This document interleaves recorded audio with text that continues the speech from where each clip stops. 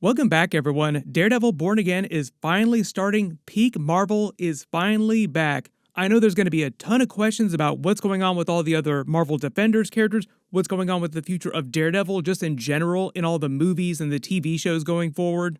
Why has it taken Marvel so long to do this, and did they do a good job with the new show compared to the original Daredevil Netflix series? Because that original Daredevil Season 1 is probably one of the best things that Marvel, just in general, has ever made of all the movies and TV shows. Like all of you, when they announced that they were doing a new Daredevil series on Disney+, I actually got a little bit worried for what they would do to it, because typically when they bring stuff to Disney+, it meant that they would be Disneyfying things, meaning that they potentially might wind up taking all the stuff out of the original Netflix series that made it so good. What will be the point in making a new show if you're going to take out all the good stuff? Seriously, Marvel, why would you do that? Don't even think about doing that in the future. Thankfully, that was not the case. It's all mostly good news. Just in context, there'll be some story beats for this new stuff that people don't totally agree with or they get upset with, but that's on purpose. That's a just dramatic twist with them trying to shock you with the things that they do with the characters. It's all part of the roller coaster ride that they're trying to take you on, so we will talk about that when I do my week-to-week episode video breakdowns, full Easter egg videos, all that stuff, like the full spoilery stuff. But it does seem now like Peak Marvel is back, and it turned out better than I think anybody could have expected given how many problems Marvel has been having making TV shows in the Disney Plus era. Seriously, how hard is it for you to make a TV show when you had a whole original Marvel television studio that you shut down because you thought that the movie people could make TV shows better? Turns out they could not, so they basically had to remake Marvel TV, like bring all the TV stuff back the way they used to do it to make good shows. So we will unpack all of that, but I'm just so happy to be talking about Daredevil episodes again, long after the original Daredevil Netflix series. Let me know in the comments if you were subscribed to my channel back in the day during that original Netflix era, you watched those Daredevil videos that I did. And if you are brand new to the channel, be sure to subscribe to get everything. My full Episode 1 and Episode 2 video will post next after they release them. I will be doing videos week to week because one of the other big changes they made in the Disney Plus era for Daredevil Born Again is they're mostly releasing the episodes on a weekly basis. And that's not the same every single week. Some weeks they're releasing 2 episodes instead of just 1, but mostly it's on a weekly basis. I've never been to this place before. I miss Becky's Diner. Me too. But probably the first most important question is, how does this compare to the original Daredevil Netflix series? Without seeing the entire season as of me posting this video right now, I won't say that it's better than the original series, but it's definitely not worse, and I think that's really the important thing. Like, it's not a big step down on any level. They did come as hard as they could. Like, there are even some moments that go harder than the original series. Nowhere is this more evident than during the actual fight scenes, because that original Netflix series was limited by its budget, so there was just a lot of acrobatic things that they couldn't do to make him look more like comic book Daredevil, make him move like comic book Daredevil. This is one of the rare times where that dump truck of Disney money that Marvel has now actually does them some good, and they're able to pull off a much better looking version of Daredevil's fight scenes. Even though we're going to be using that original Daredevil Season 1 hallway fight scene as a benchmark for most of Marvel's TV fight scenes for the rest of time. This is one of the rare examples where Marvel's new dump truck of Disney money helps them. They can do a much more acrobatic, much crazier version of comic book Daredevil on screen. Thanks in part to a couple key changes that Kevin Feige and Marvel made early on when they were actually trying to make this new series. I did several videos about this the past few years because it has taken them a hot minute to actually get these episodes out. They did film about 6 episodes worth of material on that version of the show before Kevin Feige decided it was going to be trash, fired the creatives working on it, hired the creatives back from the original Netflix Punisher series with John Bernthal, and a bunch of people who worked on the original Daredevil Netflix series, like the fight coordinator. Like I said, the big joke here is that Marvel figured out how to make good TV is they just hired the people who made the original really good Daredevil series to come back and make it again. When those original people came back, they filmed a totally new pilot episode, and they took the 6 episodes worth of material that they already had and sort of re-edited that with new footage they shot for the remaining episodes so that it feels like a completely new series, the good version of the show that they should have tried making originally. Like I said, they renewed it for season 2 a long time ago, and as of me posting this video, they're actually filming season 2 and in the process of bringing back those other Marvel Defenders characters, confirmed now by the head of Marvel TV who works under Kevin Feige. I'm sure there'll be a lot of questions about this episode to episode as we go on through the actual series, like what's canon, what are they referencing here, are there anything that they're throwing out from the original series, are they recasting anybody, what's going on? Okay, to be clear, we've now used the word resurrected 3 times. So a lot of that stuff I'll address when we go episode to episode with my full breakdown and Easter egg videos without getting into too deep spoilers in this particular video, just because this is the very beginning. For the most part, it's all good news, like they tried to make it as Daredevil Season 4 as they could. So if you were hoping that they would bring all the Netflix stuff into canon, your patience will be well rewarded there. They largely use episode 1 to sort of bridge the time gap, catch everybody up with what's happening with the characters in present day since the events of season 3. So there's some flashbacks, like a couple of time jumps during the episode, because it's one of those situations where they do acknowledge what came before. What's happened to the characters since the last time we saw them in the timeline. The Echo stuff was a flashback to the 5-year time jump. Also with the Kingpin stuff, there was a post-credit scene with Kingpin at the end of Echo to set up what happens during Daredevil Born Again, but you don't actually have to watch the entirety of the Echo series to understand what's going on. If you're one of those people that has trouble, like it's not a One Piece situation where you have to watch like 1,000 episodes just to understand what's going on in present day, the brand new Daredevil Born Again episodes largely do the heavy lifting of catching up new viewers with everything so that they can understand what's going on with the characters without having watched every single thing that happened during the Netflix era, like every single episode of everybody's series. That being said, I would also recommend watching all those original series just for fun, but you don't absolutely have to.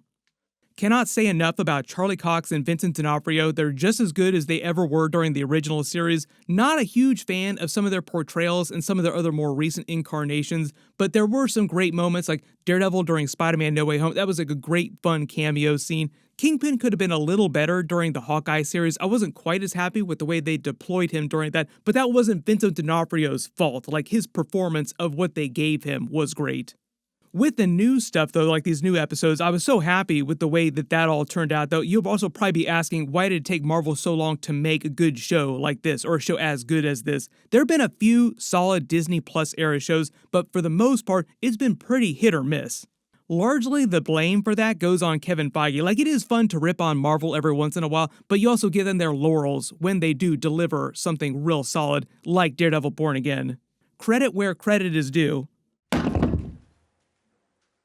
This will probably be talked about a lot in the next couple of years as they start to figure out how to actually make good TV shows, like the right way to make a TV show. This is where Marvel had that very public pulling back where they completely changed the way things work behind the scenes. Daredevil Born Again is meant to be the very first show that gets the benefit of this new method of making good TV shows the right way. One of the issues with that, though, is that all the other TV shows they're releasing this year were made on the old method long before they changed things, and they've just been sitting on a shelf waiting to be released, so they're just like releasing them into the wild. So even though it's still only March right now as of me posting this video, I think it's safe to say Daredevil Born Again probably going to be the best thing that Marvel releases on TV this year, and it might even wind up being better than some of the movies that they released this year too. Cannot say enough about Jon Bernthal coming back as his Punisher from the Netflix series. He is technically not a Defender, didn't appear during that series, but you include him when you talk about Marvel bringing back the Defenders characters. He is a main character during this season of Daredevil Born Again. They literally just announced that he's getting a one-shot Marvel special presentation, those small movies like they did for Disney Plus, like Werewolf by Night. And even though when you talk about all the different iterations of the Punisher character, like Ray Stevenson, may he rest in peace, went real hard as the Punisher, I still think that Jon Bernthal is going to go down as the best take on the character so far. He has also lost none of his bite in the time gap since Punisher Season 2 ended. Jon Bernthal even wrote a lot of his own dialogue during these new episodes. He's also writing on the Punisher special presentation movie too. Most of you will come out of this wondering why it took them so long to bring him back, and I think largely the answer is because of Disney. Like, people were just worried about how are we going to do Punisher in the Disney era of Marvel? Like, can we do Punisher on Disney Plus? Took them a beat to figure out how to accomplish that. There were actually a lot of functional changes behind the scenes with the way that Disney Plus works with a bunch of other services around the world. You probably remember this the past couple years. Basically, they got to the point where Disney was okay with rated R, like more hardcore stuff being on Disney Plus. Took them a little while to figure that out. Thankfully now, they don't have to pull people like Punisher, people like Daredevil down from what they call TVMA, which is basically rated R for television. Was there a challenge in coming back to it? We also have to talk about Karen Page and Foggy Nelson, sort of like the other part of his little trio there. I'm so happy Marvel changed their minds about bringing them back. It would have been so freaking weird if they tried to pretend like they don't exist. Karen Page is a foundational character for Matt Murdock, even though there are all the jokes about him being a total slut in the MCU with all these different love interests. Even Vanessa clocked him the first time she met with him. I still think he's always going to be mentally stuck on Karen Page, regardless of which woman he's with at any given moment. Like, there's always going to be arguments about who Daredevil's best girl is. Like, no, it's meant to be Elektra, bring Elektra back. But with all the relationships, like the interpersonal dynamics, they don't pull any punches when it comes to that stuff during the new episodes, like the actual connections between the characters. Foggy Nelson will always be his ride or die. Eldon Henson, great as ever, happy to see him come back. I can't talk too much about the Foggy stuff without getting into spoilers, so I'll save that for my full breakdown and Easter eggs video for the first couple episodes. But Vanessa came back from the original series. As many people as they could possibly bring back or could fit functionally in the narrative for season 1, they brought back, like Bullseye, for instance. He probably has one of the best action scenes Marvel has ever done in a long while during the first 10 minutes of the season. They waste no time in going hard. There are a whole bunch of new characters that we'll talk about more as we get on with the episodes in later weeks to week, like White Tiger, Muse. I know there are a lot of questions about some of the other special cameo scenes. Just in general, watch out for cameo scenes. This is where some of the recent MCU upgrades and changes become more obvious, like the Disney Plus era of Daredevil Born Again. I don't really give ratings on the TV shows, but I will say this is like a new peak for Marvel just in general. Like, fairly safe to say that it's going to be real hard for them to top this with other future shows. Hopefully they do. I will say I like this more than I like Loki Season 1. Some of the other series like WandaVision, for example, or like Moon Knight had some really interesting ideas. They did some interesting things. But if you look at like the entire series themselves, I still think people will come out of Daredevil Born Again thinking it's the best thing that they've ever done on TV during the Disney Plus era so far. If you're just ranking the series against the original Daredevil series, I said my original ranking before Born Again actually happened was Daredevil Season 1, always going to be peak, Season 3, then Season 2. The reason why Season 2 is at the bottom is because the Punisher stuff was great, like all the John Bernthal stuff was amazing, but they kind of lost the plot when it came to the hand stuff. Maybe that's something that Kevin Feige can fix during Daredevil Born Again Season 3.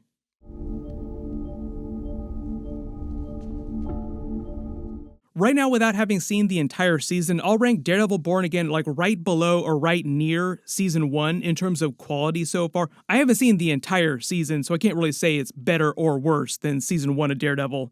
But my early take is that people will come out thinking that it's better than Daredevil Season 3 and Season 2 for sure.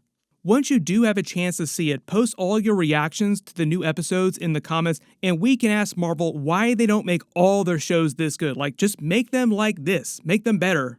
You literally have unlimited money now because you're with Disney. Use that money to make good shows. My full Episode 1 and Episode 2 breakdown and Easter eggs video will post next, so be sure to enable alerts for my channel to be the first to watch that, and they'll post every week after they release the new episodes. Click here for that video. I'll update the link as soon as I post it, and click here to learn about the other Defenders characters coming back on Born Again in future seasons. Thank you so much for watching, and I'll see you guys in the next one.